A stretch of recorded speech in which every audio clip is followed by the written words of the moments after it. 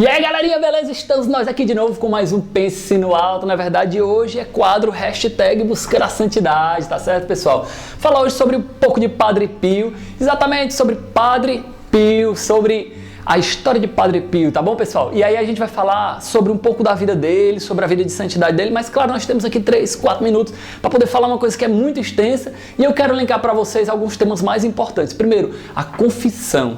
Meu irmão, Padre Pio, ele era um santo que passava horas confessando e os irmãos que viviam com ele não sabiam nem como isso era possível, pessoal.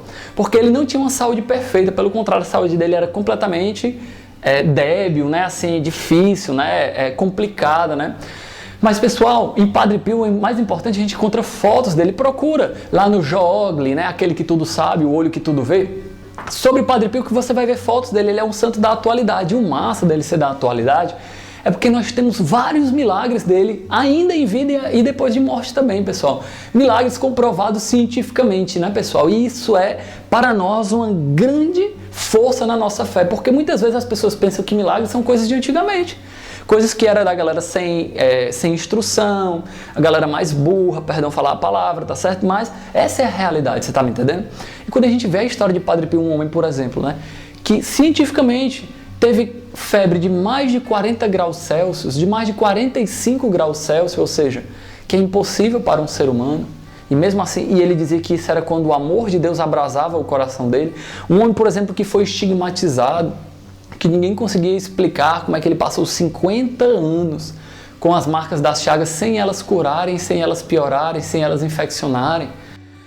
Que mesmo que, pessoal, alguma pessoa duvide, né, como passou um tempo aí umas entrevistas na televisão duvidando sobre as chagas de Padre Pio, ele sangrava às vezes mais de litros, mais de 2 litros, 3 litros de sangue por dia. Pessoal, uma pessoa normal de 80 quilos, que nem eu, não divulga isso, tá certo, pessoal? De mais ou menos tem uns 6 litros de sangue, ou seja, você perder a metade da quantidade de sangue que você tem no seu corpo, isso é impossível. Isso é humanamente impossível. Um homem, por exemplo, que foi visto em 2 lugares, relatos de cura.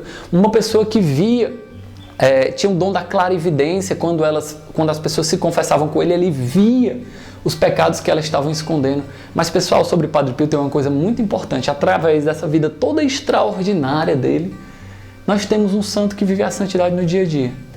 Uma simplicidade, pessoal.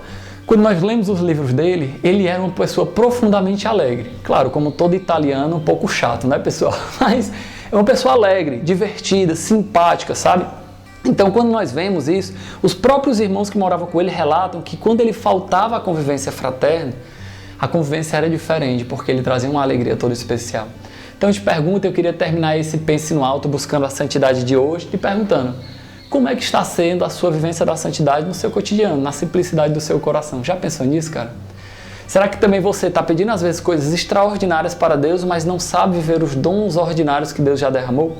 Pensa nisso, ou melhor, pense no alto, busque a santidade, buscando a santidade, tá certo? E não esquece, curte, compartilha, marca a galera, tá certo? Falar um pouco mais de Padre Pio. Teve interesse? Pesquisa um pouco mais, tem um filme dele, tá certo? Mas não se esquece, curte, compartilha e marca a negada aí. Valeu, galera. Deus abençoe. Padre Pio, buscando a santidade.